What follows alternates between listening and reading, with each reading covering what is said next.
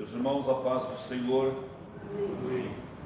Vamos à nossa escola dominical de hoje, lição de número 12, a conduta do crente em relação à família. Nosso professor de hoje, o presbítero irmão Ezequiel, estará lecionando, estará nos trazendo assuntos importantes desta lição. Está ligado à conduta de cada um de nós, a nossa família. Quando eu olhei esse título, eu lembrei-me daquilo que Jesus disse: o que dizem as pessoas a respeito do Filho de Deus? E aí os discípulos diziam: uns dizem que tu és João Batista, outros dizem que tu és Elias, outros dizem que tu és um dos profetas. E ele pergunta: e vocês, o que dizem? É uma situação, né? E aí eu lembrei-me aqui, porque a conduta do crente em relação à família. Aí me veio essa pergunta na cabeça: o que dizem a minha família a respeito de mim? Será que eles me consideram um crente abençoado?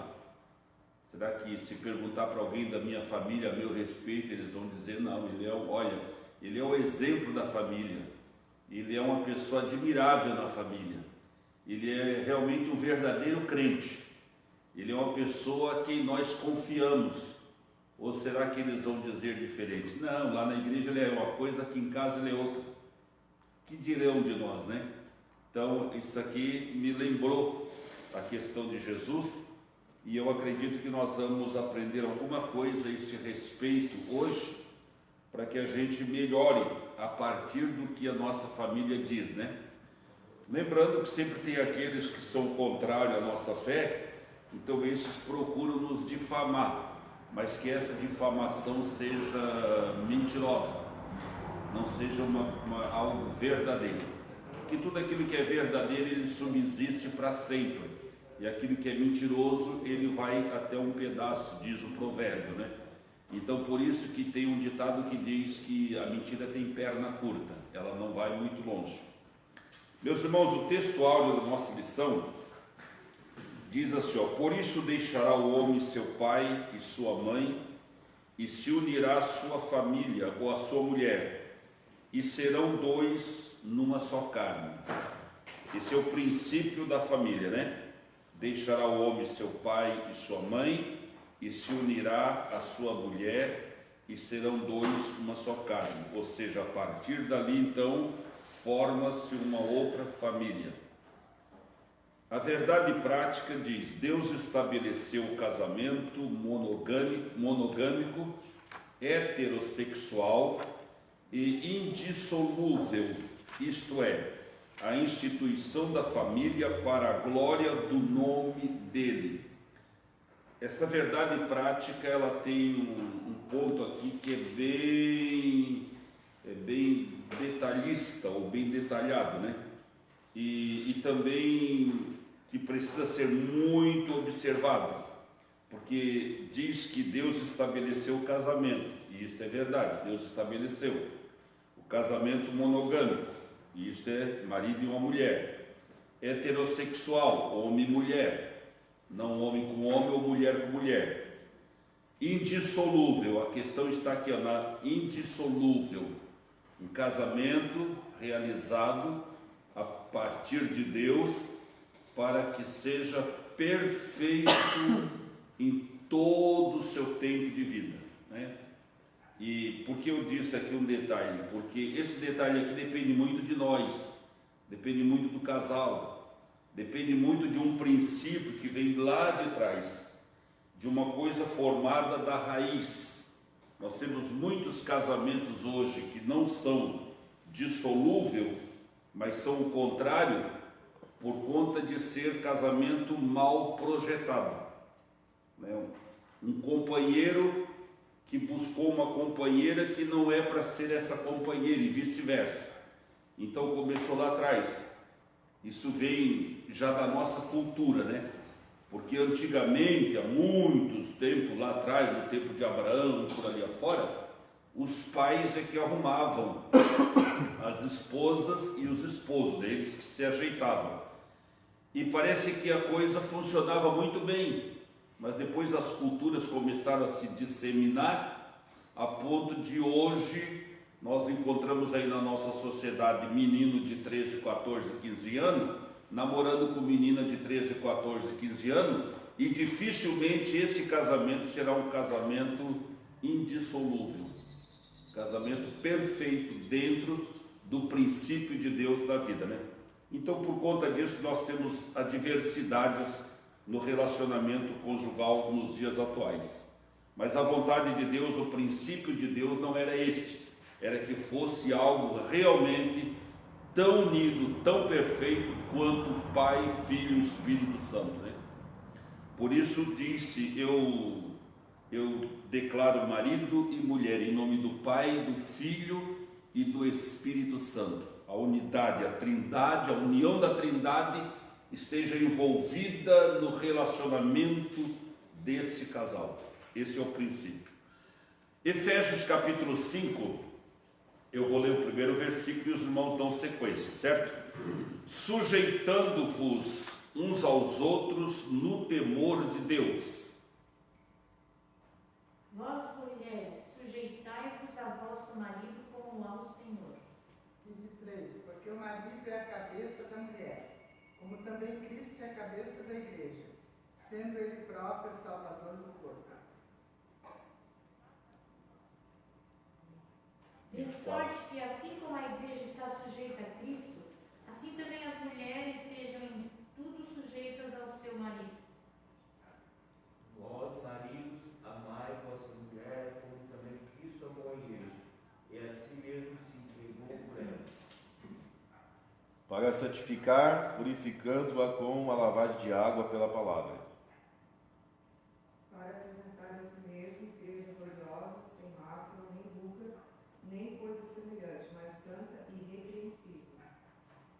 Assim devem os maridos amar a sua própria mulher, como o seu próprio corpo. Quem ama a sua mulher, ama-se a si mesmo. 29. Porque nunca ninguém aborreceu a sua própria carne, antes a alimenta e sustenta, como também o Senhor a igreja.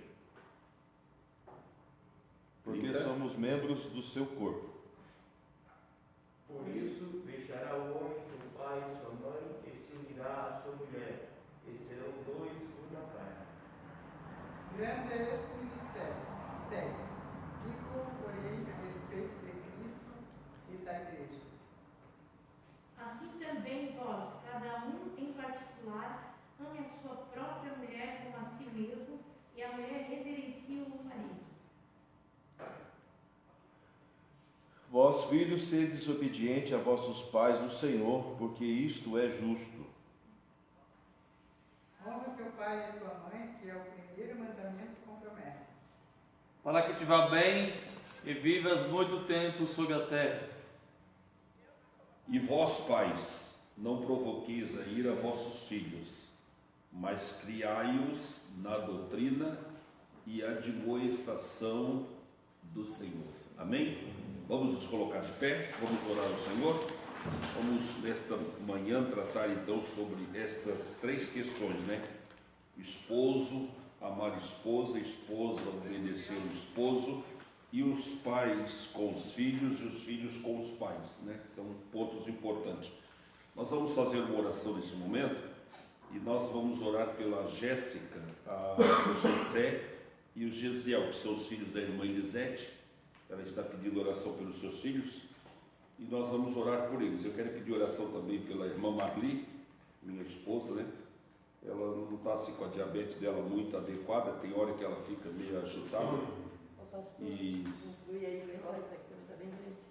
o Eloy também? Tá O irmão Eloy é coluna, né? Ele está com problema na perna, endureceu a perna, ontem ele não estava conseguindo caminhar. Vamos orar pelo irmão Eloy também, que está passando trabalho. Monorzinho também. Marli, Monorzinho. Vamos orar pelo o esposo da irmã Marli. Ele está internado, está em Criciúma, e os médicos estão fazendo umas avaliações para possivelmente uma cirurgia bem complicada no coração, né? E ele não estava ontem eu estive lá na casa deles, ele não está muito bem, né? Ontem fortes dores, E os médicos estão preocupados porque se precisar de uma cirurgia, é uma cirurgia muito complicada, muito perigosa, de muito risco. E vamos orar para que Deus venha os abençoar. Os irmãos sabem que a irmã Maria ali, ela tem... Eu estava dizendo ontem para ela, eu disse, irmã, nós temos que orar para que a irmã não perca força. E que a irmã viva muito, muito, muito, porque ela é a boca, ela é a voz do filho, ela é o andador do filho, ela é o tudo daquele filho, né? E o marido com um problema que não pode ajudar ela.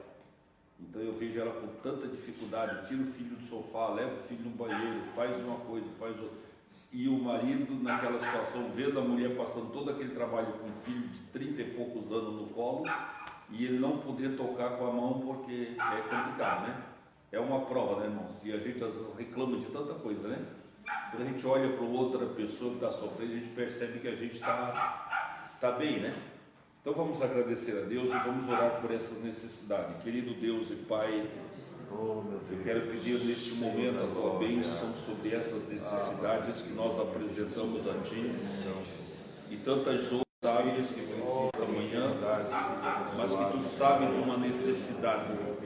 Também desses que estão nos ouvindo através da live, quantas pessoas enfermas, quantas pessoas carentes, quantas pessoas que estão vivendo, Senhor, um momento de dificuldade, mas nós acreditamos que as Tuas mãos estão estendidas sobre a Tua igreja e que há um propósito na vida de cada um de nós, Pai. E se aqui estamos, não é simplesmente por Tua vontade, mas sim por conta deste propósito que Tu tens para conosco e para com a Tua igreja.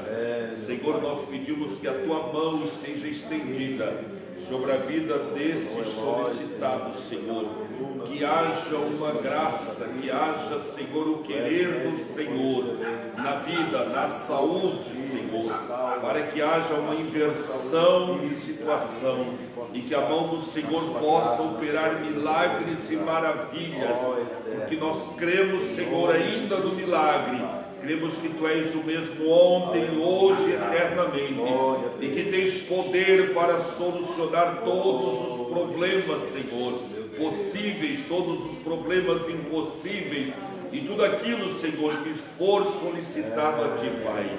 Eu peço a Tua bênção, a Tua graça, em nome de Jesus. Amém e amém. Glória a Deus. Presbítero irmão Ezequiel, com toda a liberdade. Glória a Deus. Meus irmãos, a paz do Senhor. Pode tomar assento. Eu continuaria ouvindo o pastor Edson. Já chegou com a introdução aí e estava embalado, né? Para nós já seria de bom lucro só ouvir ele falando aqui esse pedacinho aí. Eu vou dizer assim logo de começo, a gente vive um outro tempo, né, irmãos? A gente já está num século bem mais avançado. E as coisas mudaram, e mudaram bastante. Então, como ele disse assim, a verdade é que as coisas, se segue-se um princípio, né? De repente não haja tanta mudança, mas os princípios também vieram mudando ao longo do tempo. E por isso muitas coisas que acontecem hoje, que a gente às vezes não concorda porque nós estamos aqui dentro e a gente tem uma outra visão, a gente tem uma outra luz.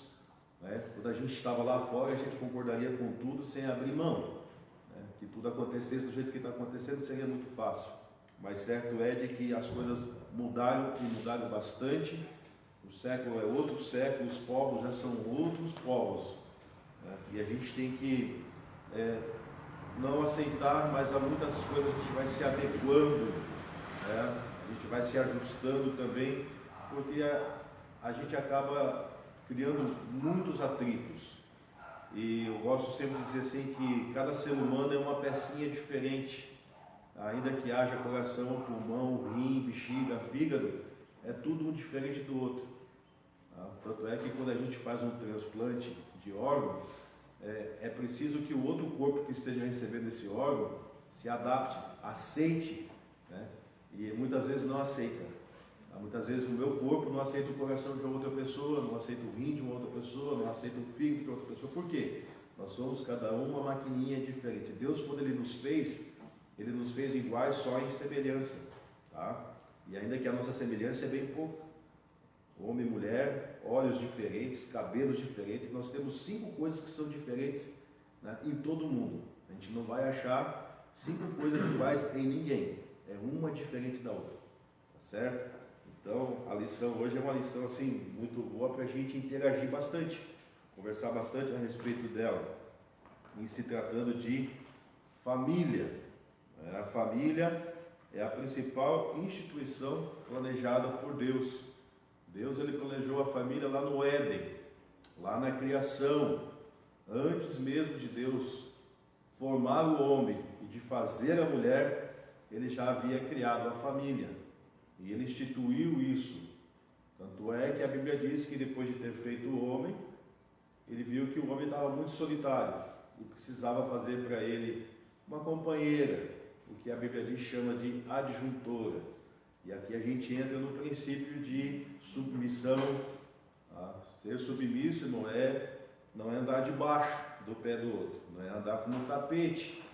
Tá? Quando a gente forma um casal, tá? O homem não sai na frente e a mulher atrás, e nem sai a mulher na frente e o homem atrás. Sai os dois indo, depois de casadinho, um do ladinho do outro aqui de braço dado, dizendo: eu vou contigo aonde você for, né? Estou do seu lado. Tá? Então, assim Deus nos fez e nos criou. Tá?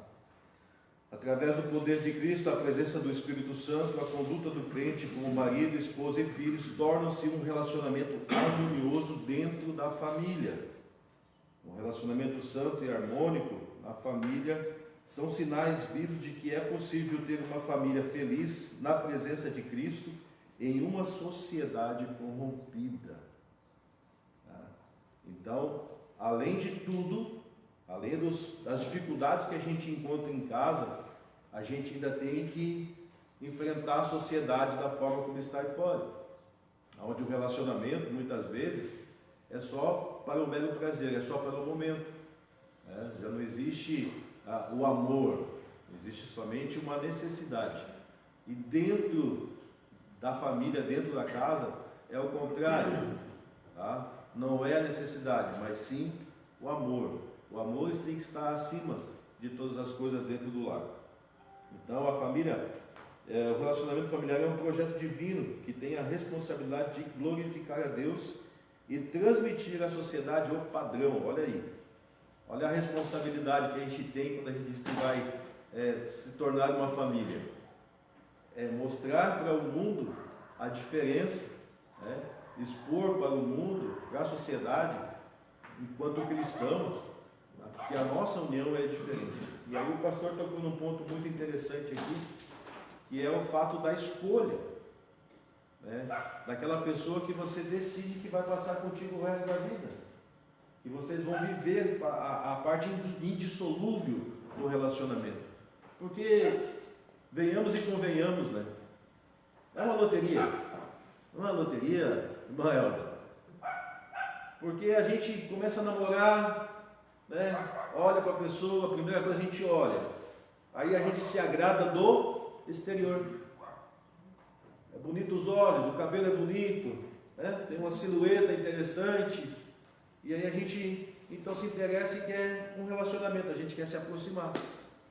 E aí a gente começa a namorar e começa a trocar uns carinhos e tal. Quando pensa que não, a gente resolve que vai se casar. Mas de fato, essa pessoa é a pessoa que Deus escolheu para você? Porque isso aí é uma grande diferença. Vamos voltar um pouquinho na história. Abraão, quando resolve que Isaac deveria casar, Abraão pede para que Eliezer fosse buscar dentre a sua parentela uma que seria a esposa. E como o pastor disse, os casamentos eram arrumados. Eliezer ele faz então um voto ao Senhor, tá?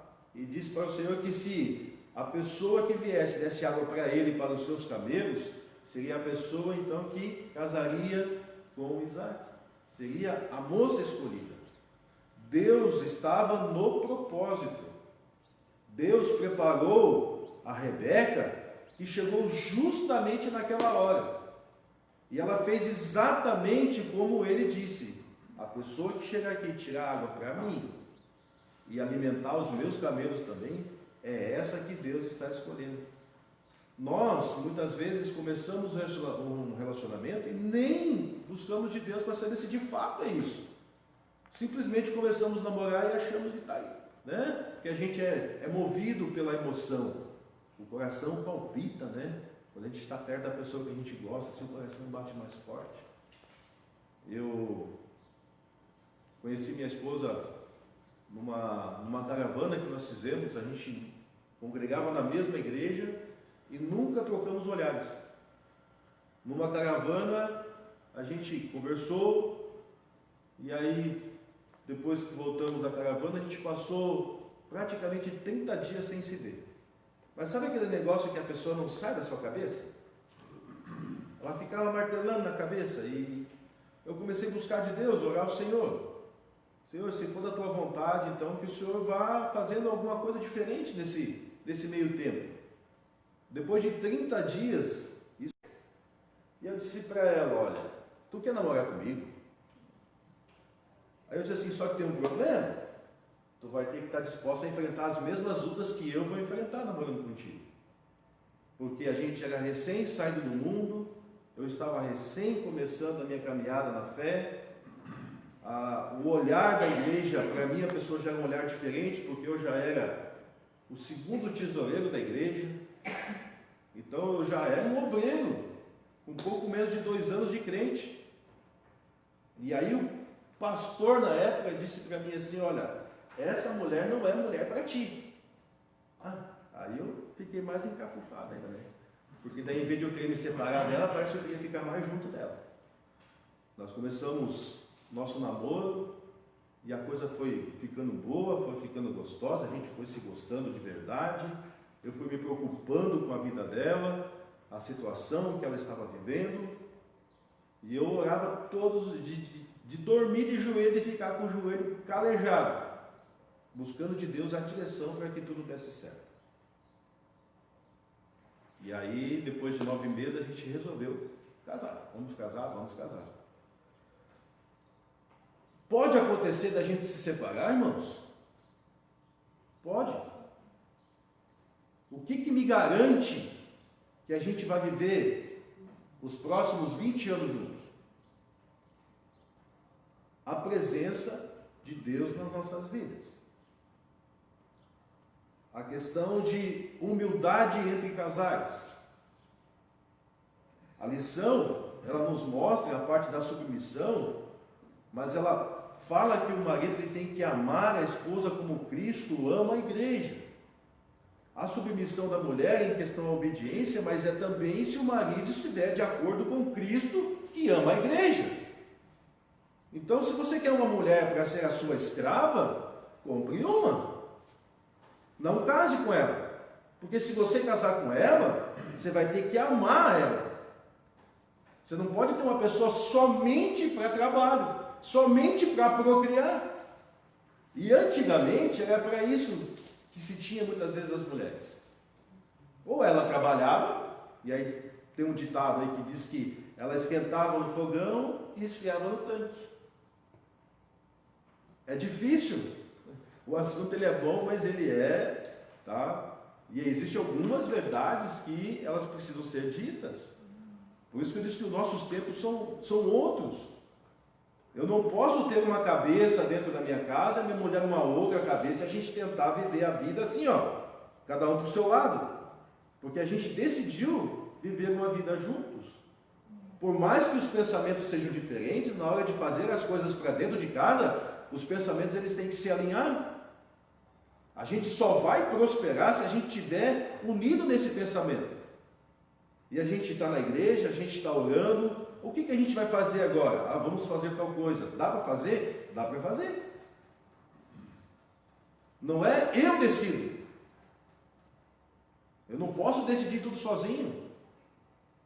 Quando a Bíblia fala que o marido ele é o cabeça da casa, é porque algumas coisas da casa, de problemas que sejam mais externos, ele precisa estar na frente. A mulher, como o sexo mais frágil, ela não vai sair para brigar com ninguém. E às vezes precisa de um grito mais alto, é o homem que tem que gritar. Tem homem que não troca uma lâmpada dentro de casa. É tudo a mulher. Aí quem é a cabeça da casa? É o homem ou a mulher? Não desentope um cano. E aí fica complicado. Quem é a cabeça da verdade? Então, irmãos, papéis diferentes, mas responsabilidades iguais. Se Deus, quando ele disse para Adão que ele seria o dono do Éden, é porque ele tinha os seus afazeres, ele tinha as suas responsabilidades. Quando Deus institui a mulher, ele também dá à mulher responsabilidades. Por que o homem não pode dar à luz? Porque Deus não fez o homem para dar à luz, ele fez a mulher para dar à luz. Então, como é que eu vou trocar de papel com a mulher agora? Somos iguais, somos semelhantes, somos humanos. Entende? Vamos lá. Estou muito quietinho. Me ajuda. Pode opinar, tá? Na Bíblia, o relacionamento familiar é um projeto divino que pressupõe um matrimônio monogâmico. Ainda que nos tempos antigos e ainda hoje em algumas regiões, tá, do nosso planeta Terra, existem casamentos bígamos. Existem muitos relacionamentos bígamos ainda nos tempos que nós estamos vivendo. A nossa lei maior, a nossa Constituição, ela não permite a bigamia. Tá? Heterossexual indissolúvel. Aqui existe o pastor disse de um ponto, que é a ponto da indissolubilidade, né? De ser indissolúvel o casamento, mas e a questão hétero? Em que hoje a gente vive, não é de hoje que vem isso também. É muito bom frisar isso, que o que acontece hoje não é de hoje. Tudo que se acontece hoje já vem de longa data. O casamento homossexual hoje já espalhado por todos os cantos. Tá? Então, relacionamentos firmes, com brigas na justiça e tudo mais já existe. Não é só mais homem com mulher, e nem mulher com homem. É homem com homem, mulher com mulher. E aí eu digo, homem com homem forma família? Não forma. Mulher com mulher forma família? Não forma. Forma dupla. Não forma casal. Casal é sexo oposto. Tá? Porque desse sexo oposto tem-se frutos. E aí vocês acompanham, eu também acompanho. Nós temos 2 casos já de 2 mulheres que se casaram e que estão, uma já teve filha, a outra está grávida. Mas quem é o pai da criança? O pai da criança é a outra mulher? Entre os homens ainda não aconteceu, tá? Porque, como eu disse, o homem ainda não pode engravidar. Mas, paz dos senhores. Se continuar do jeito que vai, daqui a pouco estão engravidando também. E eu gosto de dizer que tudo que passa na televisão é para abrir os olhos da gente. Há mais ou menos uns 10 anos ou mais, já teve um filme em que um homem engravidou. E ele teve uma gestação de 9 meses. E nasceu a criança. Então, o nosso adversário, ele conspira para que isso aconteça. E a gente, muitas vezes, não se apercebe disso. Então, se daqui a pouco vocês verem um homem segurando a barriga da frente dizendo que está grávido, não se assustem. Pode acontecer. Já não existe a transformação do sexo masculino para o feminino? Do feminino para o masculino ainda não. Eu não ouvi dizer. Mas quem tinha seio tirou o seio, quem não tinha cabelo no corpo já tem cabelo no corpo, cria barba, cria isso tudo. Qual o tempo que nós estamos vivendo? Século 21. Por isso que eu digo, muita coisa mudou. Então, o casamento sairá da sua casa, deixará sua parentela, unir-se-á a sua mulher. Foi isso que Deus disse. Ele não disse, você vai sair da tua casa, vai pegar um outro homem e vai formar uma família. Não. É impossível.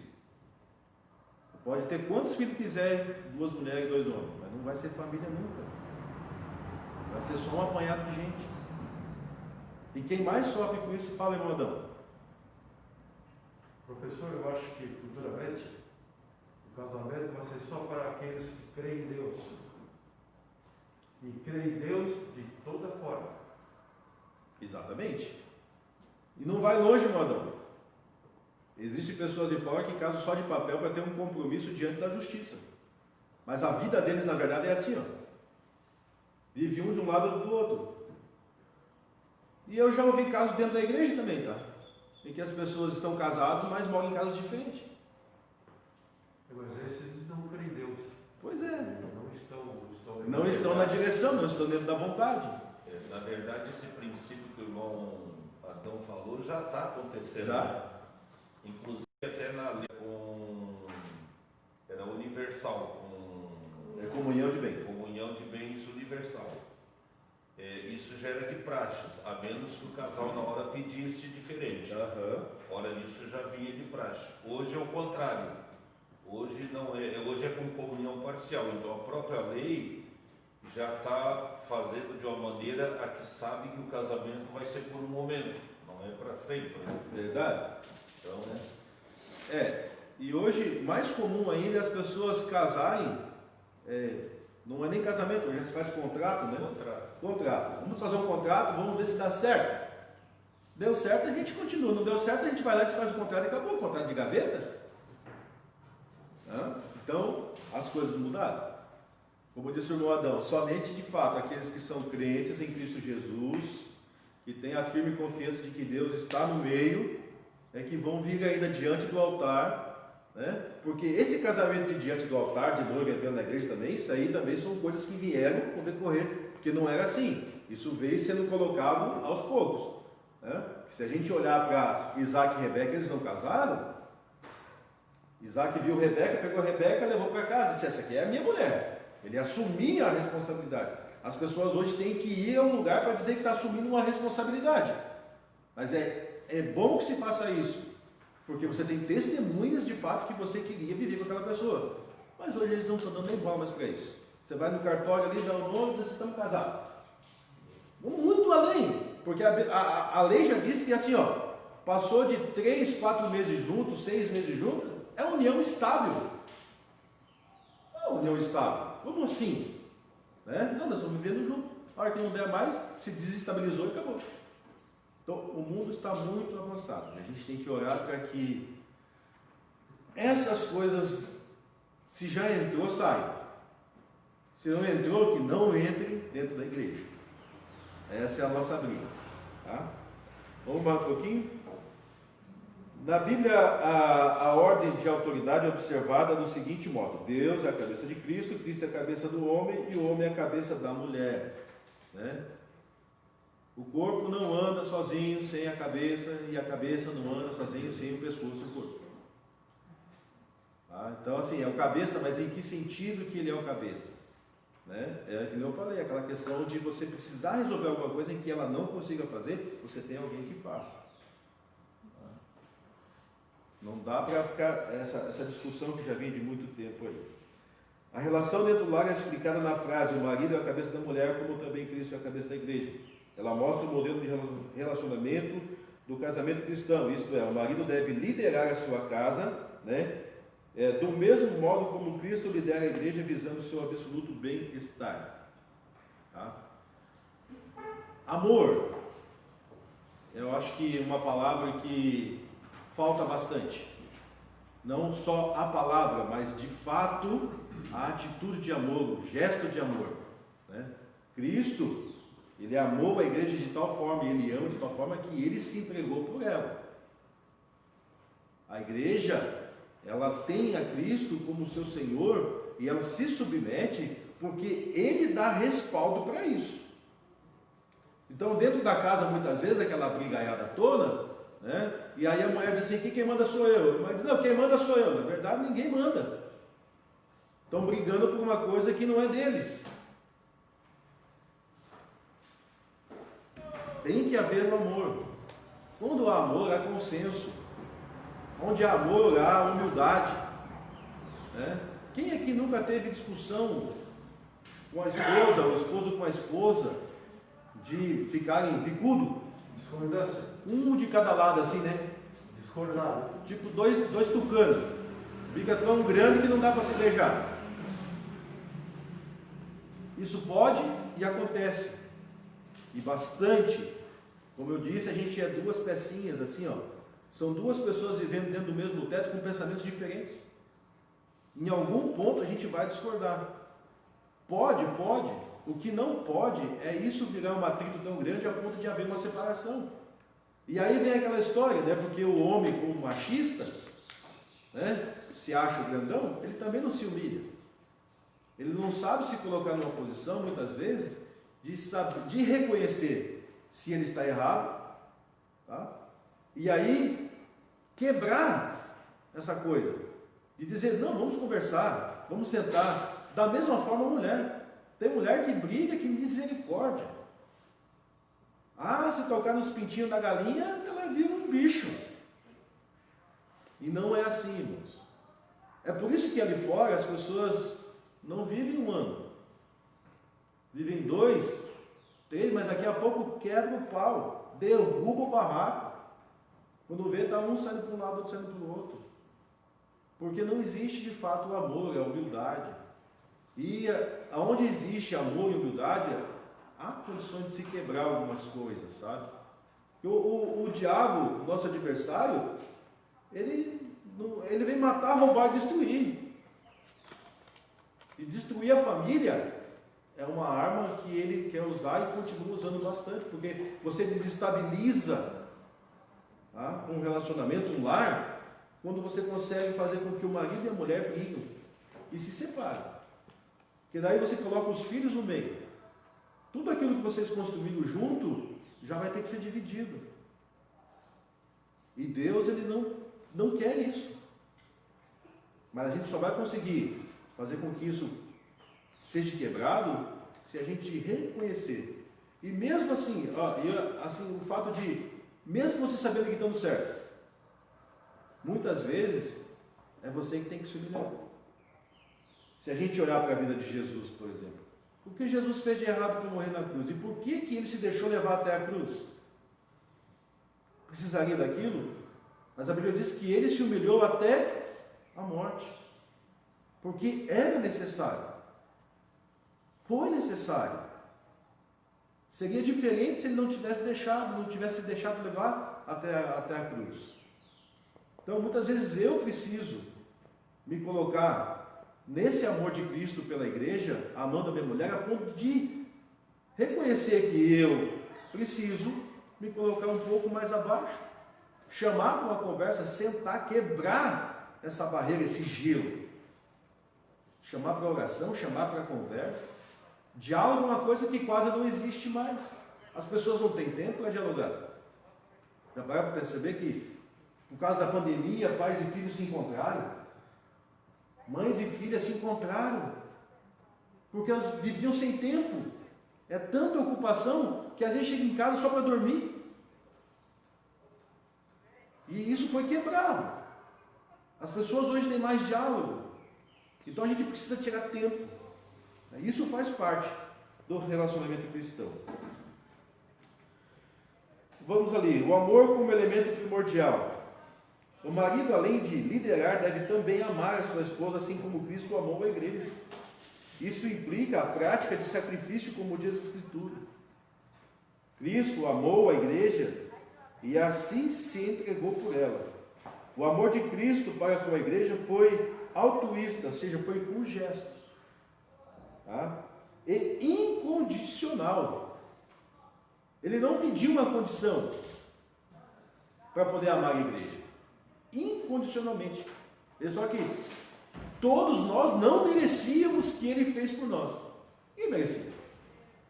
Mas ele simplesmente se entregou e disse assim: olha, eu faço isso por ti, independente do que você vai fazer por mim. Dentro de casa, muitas vezes, não é assim, né? Eu faço, mas e aí? O que eu recebi em troca? O que eu vou ganhar?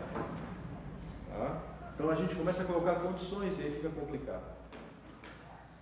O amor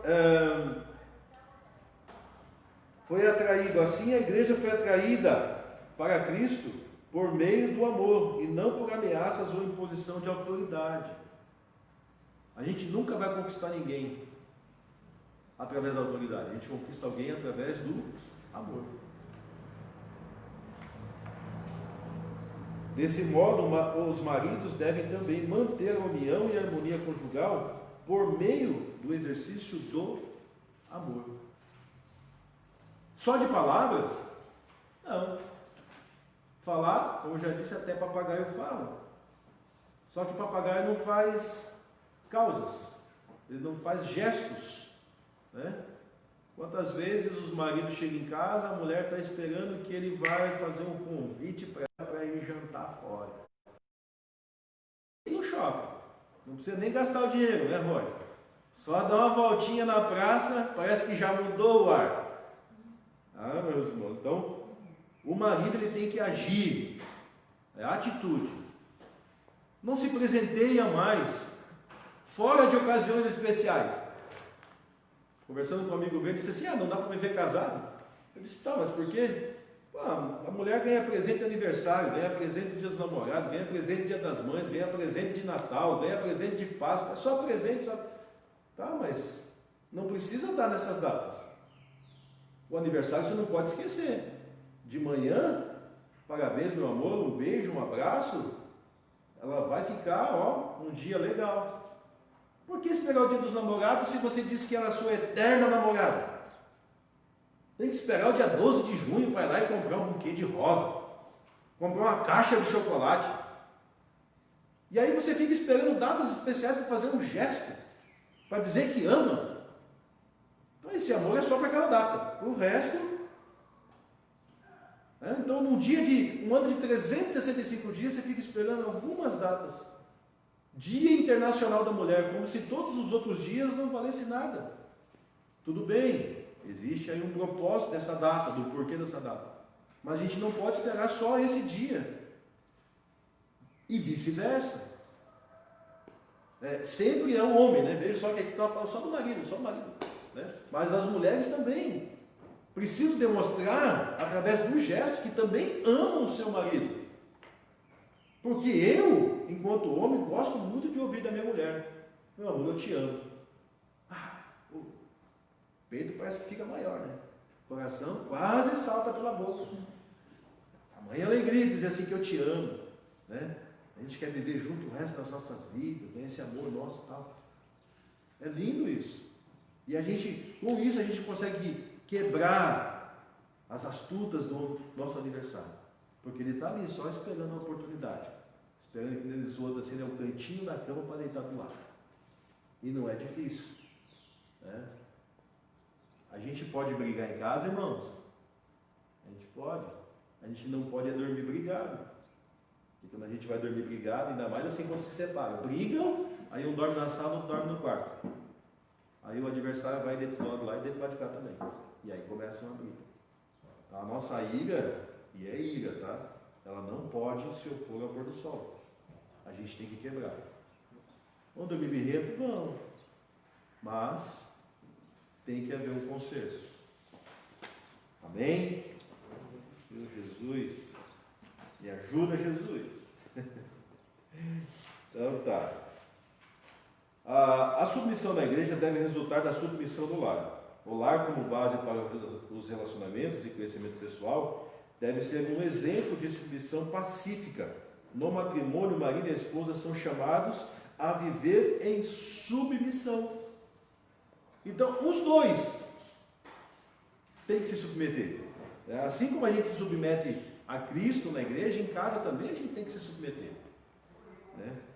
Pois o relacionamento entre marido e esposa são microcosmos dos relacionamentos da igreja, onde o amor é a base para uma vida de paz e harmonia. O cuidado do marido à esposa. A Escritura enfatiza que a esposa é a parte do marido ao declarar: quem ama a sua mulher, ama-se a si mesmo. Certo? Então, O homem sai de casa, casa com a esposa e vice-versa, e aí a Bíblia diz que agora não são mais dois, mas são um só. E como a gente é um só, irmãos, se a gente é um só, a gente não pode ficar fazendo as coisas só por mim. A gente tem que fazer junto, se é um só. Pensamentos unificados, né? Vamos comprar alguma coisa? Vamos comprar juntos, né? Existe muita desconfiança dentro dos relacionamentos. Muitas. Tá? Parte financeira, quanto que ele ganha? O que ele faz com o dinheiro dele? Quanto que ela ganha? O que ela faz com o dinheiro dela? Aquele negócio de dividir as contas dentro de casa é bom, não é ruim, mas as contas têm que aparecer para os dois. Não é anormal hoje em dia, né? É bem comum, antigamente não, as mulheres não trabalhavam, ficavam em casa e o marido supria tudo. Hoje não. Hoje ambos trabalham, porque a dificuldade levou a isso. E se vão trabalhar e ganham junto, então é importante também que façam tudo junto. Sabe aquela história da conta do banco conjunta? Cada um tem a sua conta e ninguém sabe o que eu tenho lá dentro. Meu contra-cheque ninguém vê. Nem para a esposa. Né? Se ela souber quanto que eu ganho, ela quer saber onde é que está meu dinheiro. Quer ver um negócio bem interessante? É isso aqui, ó. Tem casais por aí que cada um tem o seu. Amém? Isso é prosperidade. Agora, a mulher não pode mexer. Tem uma senha bloqueando que ela não sabe qual é a senha. Então, o marido faz coisas aqui que a mulher não pode saber. Isso aqui não pode ser uma caixa de segredo. O que passar aqui dentro, minha mulher tem que saber. E eu sou o cara assim que ficam até chateado comigo. Porque se eu tirar uma foto com alguém, seja homem ou seja mulher, a minha mulher vai ver. Acabei de mandar para minha mulher. Por que você fez isso? É minha mulher. Ela precisa saber. Ou eu estou fazendo coisa errada. Isso a gente vai dizer que é harmonia, é amor. E a confiança. E se não houver confiança no relacionamento, vai acabar. Isso também vem do lado feminino. Também, dos dois lados, nunca é só para o lado dos homens. As mulheres também precisam, né? Eu e minha mulher, a gente tem o celular, a mesma senha daqui é a mesma senha do dela. Então, se eu quiser pegar, atende para um negócio. Existe um negócio chamado intimidade. E cada um tem a sua, tá? Mas isso aqui não pode ser íntimo meu, tem que ser íntimo de nós dois. Então ela pode atender meu telefone, ela pode mandar mensagem pelo meu telefone, eu posso mandar mensagem pelo telefone dela, eu vejo as mensagens que chegam. Tá? Isso aqui acaba com muitos casamentos, muitos. Tá? Então, há de se cuidar. Acrescenta ainda que toda pessoa normalmente saudável cuida do próprio corpo, o que significa que o marido deve dar atenção à sua mulher do mesmo modo que atende para consigo mesmo. Porque só eu tenho que ficar bonito na academia, malhado, e minha mulher não pode? Não, pode também. Então eu gosto de vê-la bem produzida, gosto de vê-la bem arrumada, ela gosta de ver bem arrumado. Porque quando a gente está bem arrumado, diz assim, um está cuidando do outro. Né? Isso implica proteger a esposa, promover uma vida digna. Essas ações, cuidado, não se limitam apenas a provisões materiais, mas igualmente o afeto, a consideração, a honra, dentre outros. Tais demonstração de amor deve ser sincera, tanto em público quanto em particular. O marido diz que eu te amo só em casa com a mulher. E a mulher também. Quando saem, dois estranhos. E vice-versa. Quando estão em público, parece que são um casal perfeito. Não existe nada que diz assim, olha, aquele casal briga. Aparência. Mas quando chega em casa, o barraco cai. Não sobra louça para jantar. Quebram tudo. E como tem esse tipo de relacionamento no nosso meio? Casais que vivem só de aparência. Em casa são dois desconhecidos, ninguém sabe que são casados. E na rua também. Em casa é um amor, mas quando sai, você vai para lá que eu vou por aqui que eu estou de olho na fulana. Não posso ficar com você do meu lado. Jesus misericórdia, né? Jesus misericórdia. Tem pessoas, né, que por causa do seu ministério vivem de aparência. Porque prega, porque canta. E aí, Deus veio. Vamos para o próximo tópico nosso. A conduta da crente como esposa. De acordo com a analogia paulina em relação ao matrimônio, a mulher casada é comparada à igreja de Cristo. Nesse ponto veremos a conduta requerida da esposa cristã. O conceito de submissão cristã. As Escrituras ensinam a sujeição de uns aos outros no temor do Senhor. Nessa perspectiva, alguns exemplos de submissão são apresentados: das esposas a seus maridos, dos filhos aos seus pais, dos servos aos seus senhores. No caso da esposa, a submissão deve ser assim como a igreja está sujeita a Cristo. Portanto, aqui não se trata de uma sujeição irracional, domínio de alguém, mas voluntária e de grata aceitação do amor e cuidado do marido. Por isso, nada há de depreciativo nessa conduta, pois retrata do alto nível de relacionamento entre Cristo e a sua amada igreja. Portanto, aqui não se trata de uma sujeição irracional. Não é um animal. Não é um animal. Nós somos seres racionais. Então, ao domínio de alguém, essa submissão tem que ser voluntária. Ela não é imposta. Por que você serve a Cristo? Ele te obriga a segui-lo? Não. Você é livre para seguir a Ele. E você, por escolher servi-lo, você é submisso. Com liberdade. A gente obedece a Cristo porque a gente ama Ele. Se a gente não amasse, a gente não estaria obedecendo. Então a gente tem gratidão de poder estar servindo a Ele. E é tão bom que a gente permanece aqui. A gente continua. A gente sai daqui no nosso dia a dia, é a mesma coisa, a gente continua obedecendo a Cristo. Então essa é uma submissão. De fazer por gratidão, por amor e pela demonstração de amor.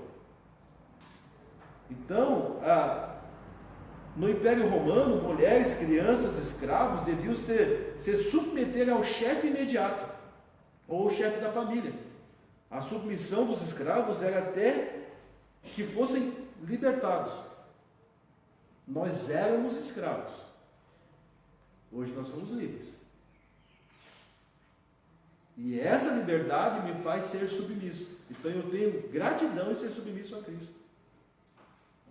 Meninos até a maioridade. E mulheres e meninas por toda a vida. Tem mulheres que se sujeitam tanto ao marido, e o marido é tão carrasco, que ela não sai de casa. Isso não é submissão. Isso é escravidão.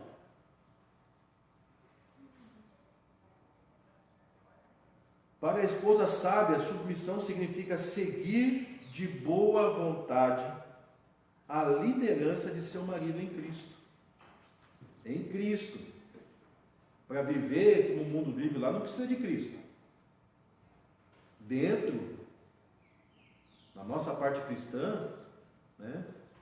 Se o marido vive uma conduta de cristão, ele segue a Cristo, é mais fácil você ser submisso a Ele, porque ele está direcionado. Para o marido sábio, significa abdicar seus próprios interesses a fim de cuidar amorosamente da esposa. A condição da mulher cristã. Na cultura judaica, a mulher ocupava posições secundárias e era parte da propriedade de um homem. Olha só, era propriedade. Ninguém é dono de ninguém. Eu não compro ninguém aqui na terra para ser meu. Não tem como. Que valor você tem? Qual o dinheiro que poderia te comprar? Naquele tempo, tá? Então, o homem pagava o dote. E aí, Jacó trabalhou quantos anos para se casar com Rebeca? Propriedade particular, foi adquirido. E agora você faz só o que eu quero, você é minha. Isso é escravidão.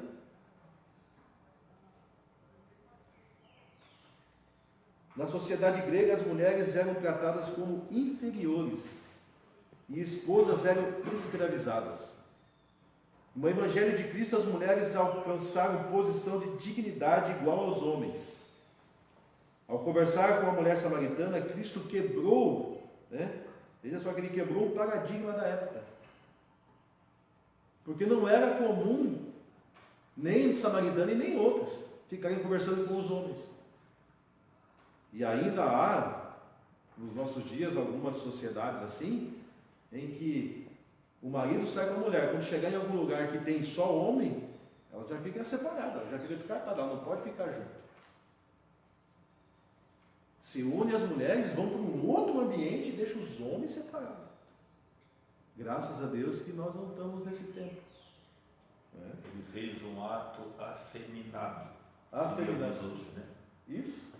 Hoje nós chamaríamos ele de ato afeminado. Tanto. É uma coisa bem... Porque só as mulheres conversavam com as mulheres, né? Discriminação. Hã? Discriminação. Ele quebrou também isso, né? E o preconceito. E o preconceito. Tá? Coisas que ainda nós temos, tá? Existe muito preconceito ainda. Ao conversar com a mulher samaritana, então ele quebrou esse paradigma. Portanto, a mulher cristã desfruta de plena liberdade em Cristo e não está sujeita a nenhum sistema de escravidão. Quando nós olhamos para a carta de Paulo, ele falando sobre as mulheres não poderem ensinar na igreja, tá? Hoje, isso já não acontece, pelo menos em algumas igrejas nossas. Algumas ainda, as mulheres não têm a mesma liberdade que os homens.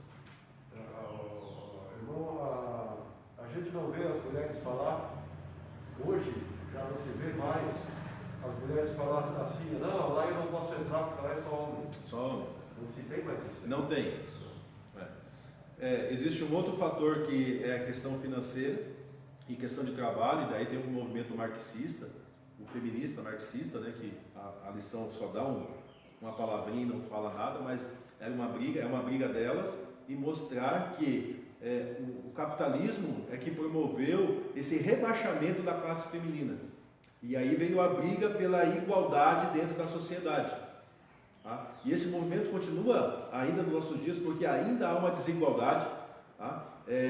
Principalmente dentro de empresas onde as mulheres não conseguem ocupar cargos tão elevados, os salários não são equiparados. Tá? Se nós trabalhamos e temos as mesmas funções, não tem por que não ser igual. Tá? Aquilo, Deus ele vai te dar, mas ele também vai te dar responsabilidades.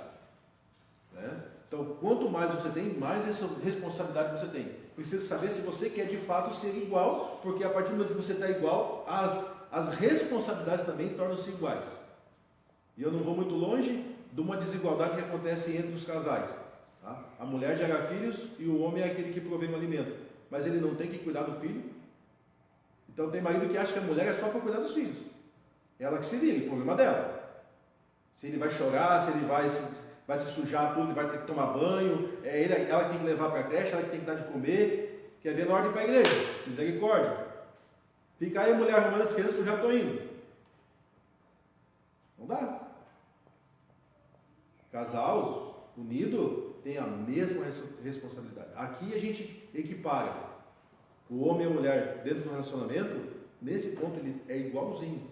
A mesma responsabilidade que ela tem com o filho, eu também tenho que ter. Então eu não posso simplesmente deixar ela e dizer que eu estou indo.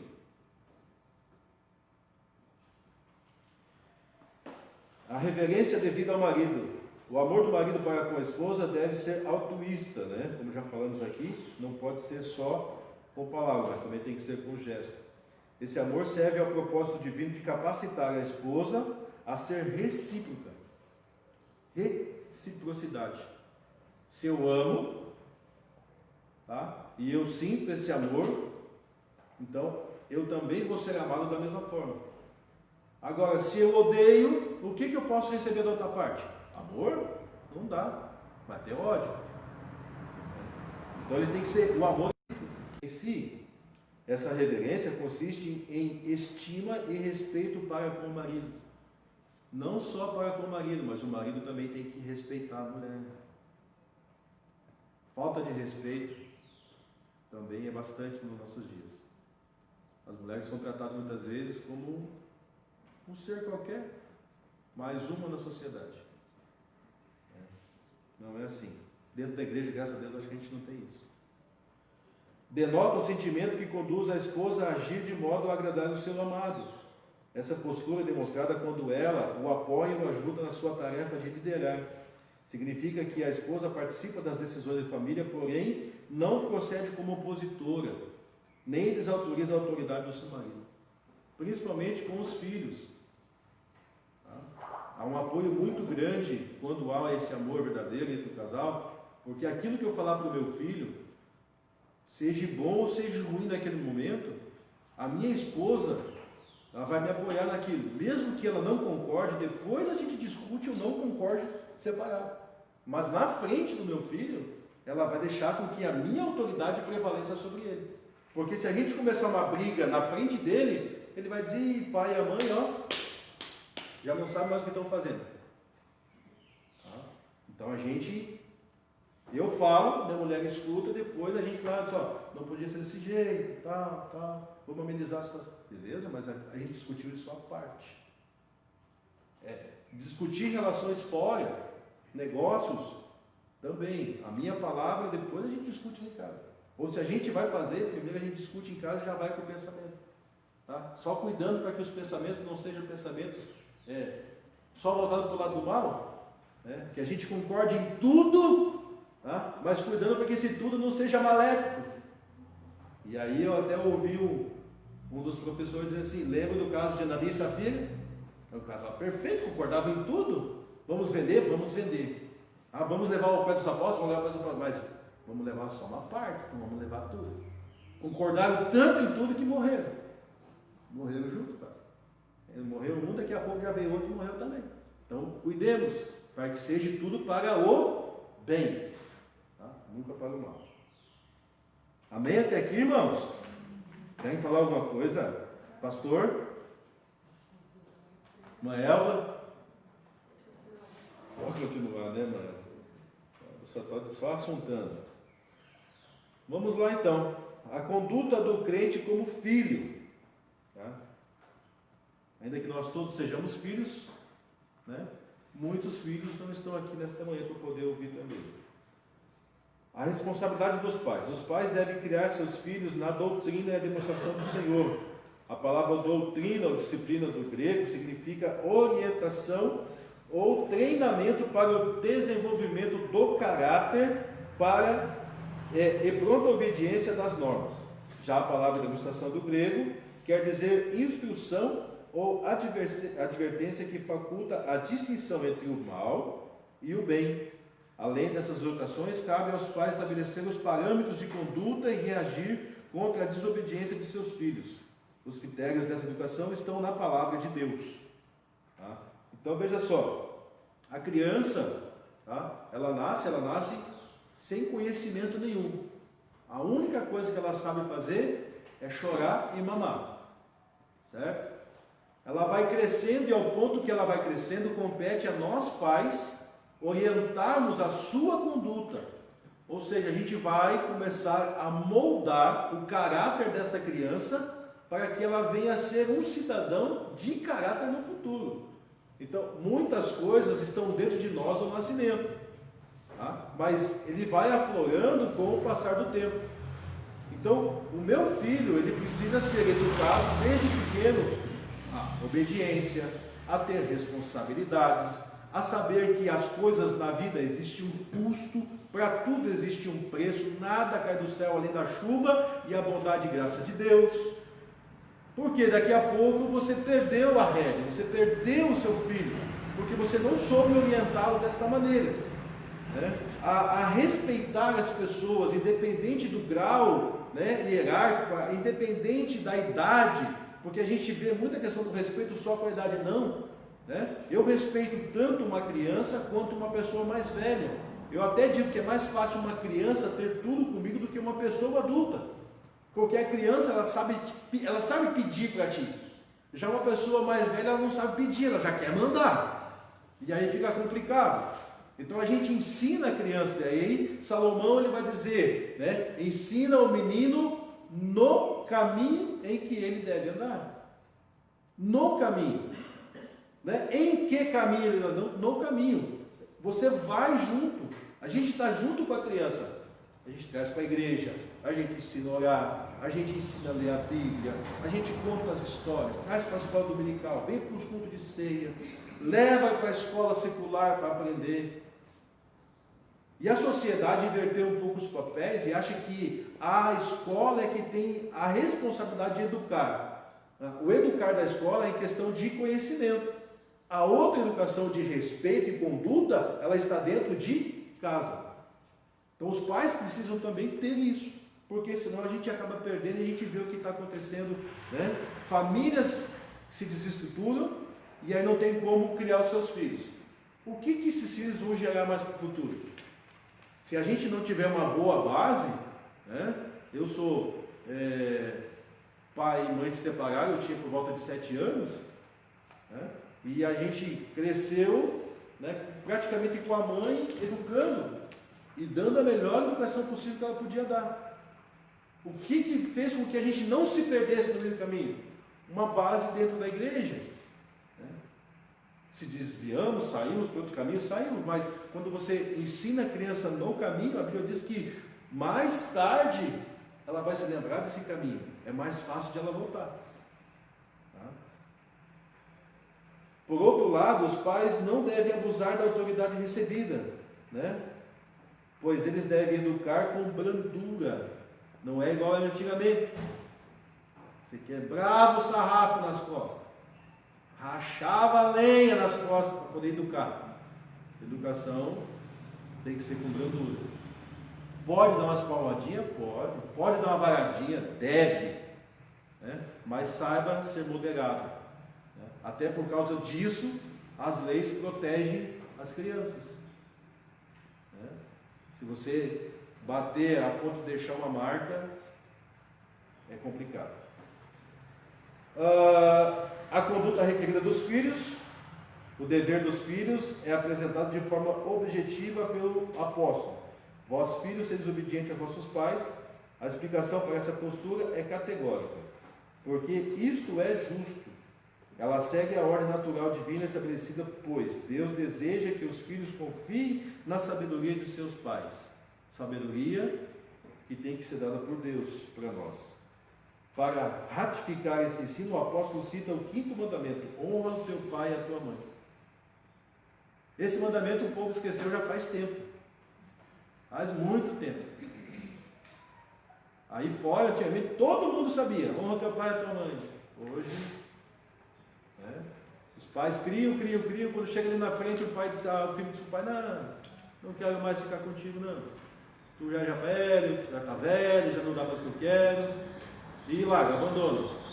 Outros vão até dizer assim: não, vamos colocar no hospício, no lar de velhinho, porque a gente já não consegue mais cuidar. E não é o fato de não poder deixar, porque você precisa de alguém que cuide. O problema é o abandono.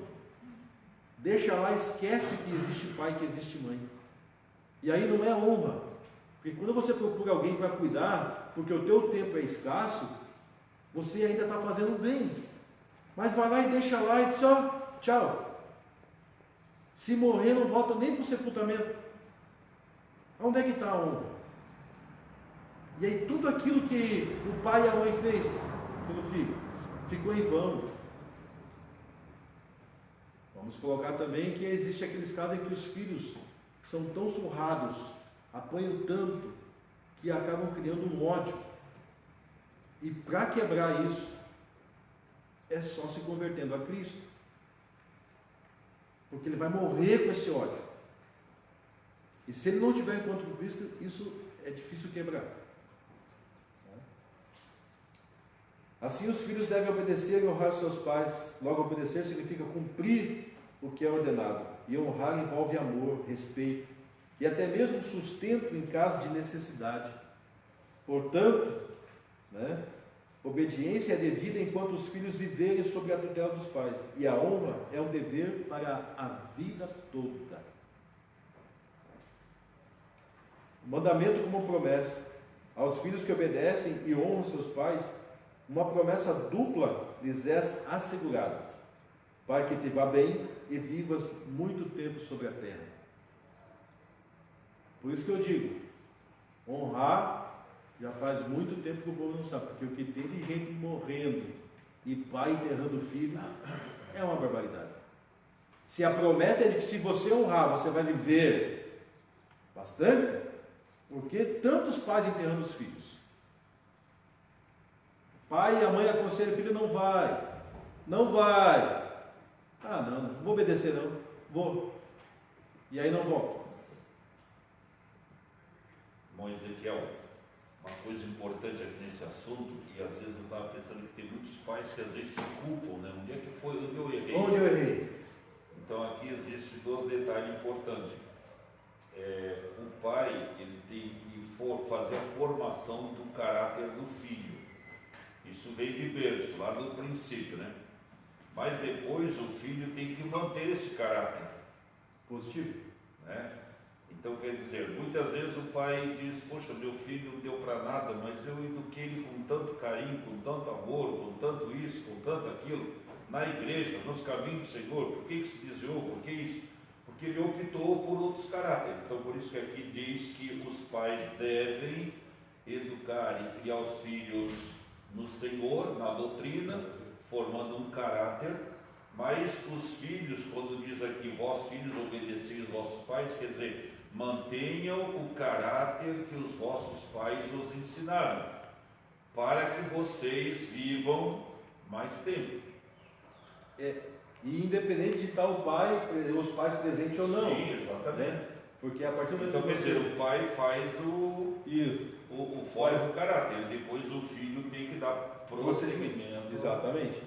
Porque eu ainda hoje, né, os meus quase 50, ainda lembro dos ensinamentos da minha mãe, né, e de como ela tinha um trato diferente para com a minha vida e com as outras pessoas. O quanto ela gostava quando as pessoas chegavam para ela e me elogiavam. O teu menino é um menino muito bom, tem um coração, ajuda, não sei o quê. Ela fez a formação. E isso eu consigo carregar para a vida toda, tentando não perder isso e também passando isso para os meus filhos. Para encerrar, eu fui comprar um anel de formatura para minha esposa, isso já adulto, tá? Um anel de formatura, e cheguei na joalharia, me pediram, tu tem um telefone de referência? Alguém que pudesse dizer alguma coisa de ti? Eu disse, tenho, deu o telefone de casa. E a moça ligou e quem atendeu? Minha mãe. Ela disse, olha, está aqui o fulano comigo, ele quer comprar um anel e a gente gostaria de ter alguma referência dele. A mãe disse, pode vender a loja para ele, esse menino vale ouro. A moça desligou o telefone e ficou encantada com aquilo, porque ela disse assim, a gente não ouve isso todos os dias, e não ouve de todo mundo, né? A mãe dizer que o filho valia muito mais do que a loja. Então eu carrego isso dentro do meu coração, né? Ainda que ela não se faça presente, mas as pessoas que me conhecem, né, dizem assim, olha, esse aí, a mãe dele soube educar. Né? Porque eu tenho para mim que o respeito ele cabe e entra em qualquer lugar. A partir do momento que eu entro com respeito, com reverência, né, as pessoas vão olhar e vão ver que é diferente a pessoa que está entrando. E isso que sirva de lição para as nossas vidas. Devemos fazer a diferença na terra. Amém, irmãos? Mais alguma colocação? Só ouvido hoje. Ninguém colocou nada. Então tá bom. Espero que a gente tenha conseguido passar um pouco, né, da lição. Fazer agora já isso aqui, tá? Então vamos concluir, irmãos, aqui. No modelo divino, todos os membros da família cumprem deveres específicos. O marido tem o dever de liderar e amar a sua esposa. A esposa o dever de submeter-se e respeitar a liderança do seu marido. Aos pais o dever de educar seus filhos segundo as Escrituras. Aos filhos o dever de obedecer e honrar os seus pais. Assim, o amor, o respeito mútuo e a prosperidade fazem parte da família que se porta conforme Deus planejou. Amém? E vamos encerrar assim, né? Uma lição tão maravilhosa dessa, muito gostosa, e a gente poderia ficar aqui tempos e tempos aí falando a respeito disso, né? Que não só dentro de casa, mas que as outras pessoas, assim como o pastor disse no começo, né? O que dizem os meus familiares ao meu respeito? O que dizem os meus filhos ao meu respeito? Isso é o que mais importa. Depois, a opinião externa ela também é muito importante. Mas se dentro da sua casa tiverem pessoas que te apoiam, tá? Então lá fora você também vai conseguir a mesma coisa, né? E eu gosto muito de citar o meu filho, porque o meu filho disse assim: o meu pai não mente. Então eu procuro não mentir na frente dele. Porque se eu mentir na frente dele, daqui a pouco ele vai dizer: meu pai é um mentiroso. Então eu não posso mentir na frente dele, assim como eu não posso mentir na presença de Deus. Então aonde eu estou eu tenho que ser verdade. Amém? Vamos orar. Vamos dar aos irmãos para estarem de pé. Queremos agradecer aos nossos irmãos e amigos que estão conosco aí no Facebook, nossos internautas. É sempre bom tê-los conosco todos os domingos. Que Deus abençoe você aí na sua casa. Que esta lição sirva de reflexão para as nossas vidas. Confesso que eu aprendi um pouco mais. Deus abençoe os irmãos que atenderam ao chamado do nosso pastor. Eu pude ver logo de manhã uma mensagem, e que bom, né? Que daqui a pouco nós possamos aumentar esse número, né? Que não seja a pandemia, né, o motivo de nós não virmos, né? Que a gente se cuide e vem, tá? Então Deus abençoe a cada um dos irmãos. Obrigado pelo espaço de poder falar um pouco da palavra de Deus para os irmãos. Vamos orar? Pai, em nome de Jesus, estamos diante da Tua presença, Te louvamos, Te exaltamos e engrandecemos o Teu nome. Gratos por esta manhã, Senhor, por este privilégio, meu Deus, de poder estar aprendendo um pouco mais a Tua palavra, Senhor. Pela Sua presença conosco nesta manhã, através do Teu Espírito Santo, nos conduzindo, Senhor querido, dentro desta palavra, Senhor. Que o Senhor continue trabalhando, Senhor, através desta palavra em nossas vidas. Que o Teu Espírito Santo ache em nós a liberdade necessária, Senhor, para nos fazer entender e compreender a cada dia isto que é nos ensinado, Senhor. E que possamos, Senhor querido, guardar firme, Senhor, esta palavra em nossos corações, que serve como bússola para um caminho que nós estamos seguindo. Pai eterno, abençoe os nossos internautas, Senhor, querido, os seus lares, as suas famílias, bem como a cada um dos nossos irmãos aqui nesta manhã. Fica conosco, Senhor, dando-nos, Senhor, um domingo abençoado, Senhor querido, por Ti neste dia, Senhor querido Pai. Por tudo nós te agradecemos. Amém.